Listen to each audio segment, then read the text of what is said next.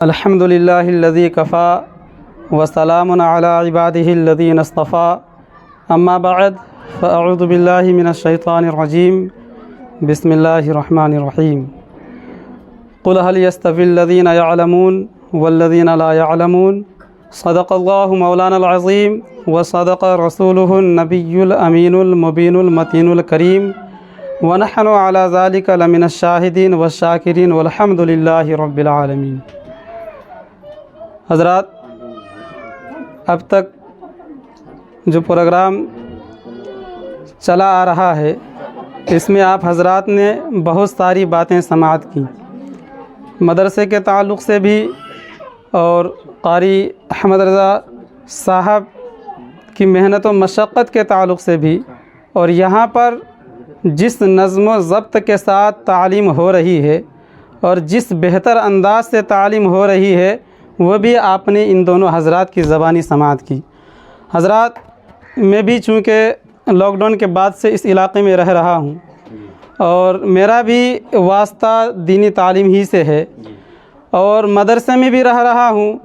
تو دینی تعلیم کس طرح ہونی چاہیے اور مدرسے کو کس طرح چلنا چاہیے، جب علاقے کے تمام مدرسے کا جائزہ لیتا ہوں تو الحمدللہ اس مدرسے پر آ کر نظر ٹکتی ہے، اور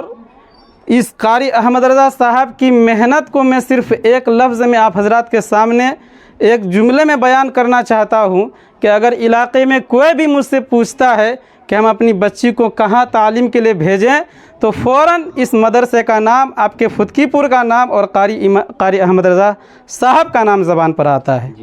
حضرات، اور یہ اس وجہ سے نہیں کہ ہماری اور آپ کی ہماری ان سے دوستی ہے، بالکل نہیں۔ حقیقت میں اس مدرسے سے پہلے میں صرف قاری صاحب کی تقریر سماعت کی تھی اور ان کے نام سے واقف تھا اور کبھی ذاتی گفتگو نہیں ہوئی تھی، لیکن ماشاءاللہ جب سے اس مدرسے میں قاری صاحب آئے ان کی محنت کا ہم نے جائزہ لیا اور لوگوں سے بھی سنا، تو انشاءاللہ اس پر اب یقین ہو گیا ہے، اور اس پر ہم سب کو اور خاص کر کے ہمیں بھی ان پر بھروسہ ہے کہ آپ کی جو بچیاں یہاں پر تعلیم حاصل کر رہی ہے یہ اپنا وقت برباد نہیں کر رہی ہے، اور آپ بھی جو اپنی بچیوں کو یہاں پر تعلیم دلا رہے ہیں تو آپ کا بھی وقت برباد نہیں ہو رہا ہے، اور تعلیم میں آپ جو پیسے خرچ کر رہے ہیں یہ پیسہ بھی برباد نہیں ہو رہا ہے۔ کیوں نہیں ہو رہا ہے؟ آئیے حدیث پاک کی روشنی میں سماعت کریں۔ میں بہت مختصر میں اپنی گفتگو کو ختم کروں گا کہ نبی کریم صلی اللہ تعالیٰ علیہ وسلم نے ارشاد فرمایا کہ جن کی 3 بیٹیاں یا بہنیں ہوں، یا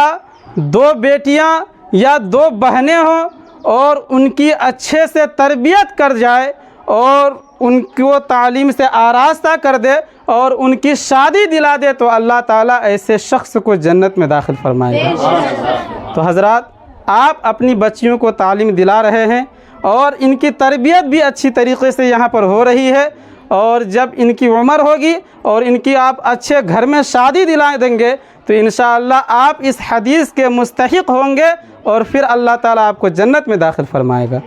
حضرات، اس سے بڑھ کر واضح دلیل اور مثال کیا ہو سکتی ہے کہ آپ کو یہ جو عزت اور یہ مقام و مرتبہ ابھی ملا ہے کہ آپ اس خوبصورت محفل میں بیٹھے ہیں، وہ بھی کرسی میں آپ کو بیٹھایا گیا ہے۔ اس سے پہلے آپ کی بچیاں گھر میں کھیلتی تھی، اچھلتی تھی، کودتی تھی، آپ کو یہ مقام و مرتبہ نہیں ملا تھا، لیکن جب آپ نے اپنی بچی کو مدرسے میں دین کی تعلیم کے لیے داخل کرایا تو اللہ تعالیٰ نے آپ کو یہ مقام و مرتبہ عطا فرمایا، اور یہی مقام و مرتبہ صرف اسی دنیا تک یا اسی مدرسے تک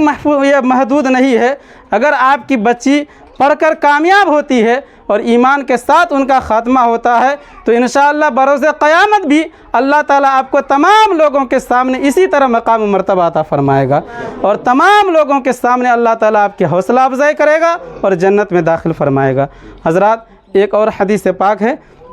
جن کا مطلب اور مفہوم یہ ہے کہ حضور نے فرمایا کہ اگر کوئی اپنی بچی کی تربیت اور تعلیم کے لیے پیسہ خرچ کرے،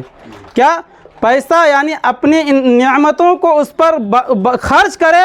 تو میں ایسے شخص کے لیے جہنم میں جانے سے ڈھال بن جاؤں گا۔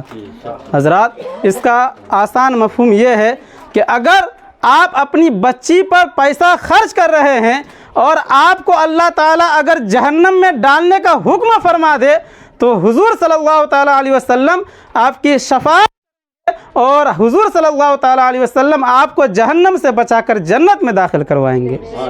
تو حضرات یہ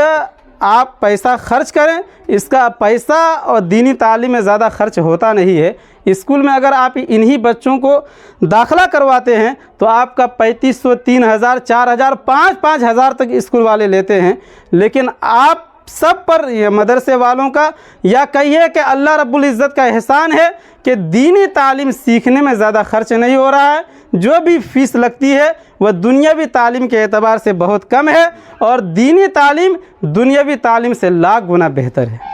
اور دینی تعلیم آپ کو اس دنیا میں بھی عزت اور مقام و مرتبہ عطا فرمائے گا، اور آخرت میں بھی اللہ تعالیٰ آپ کو جنت میں داخل فرمائے گا۔ تو حضرات اب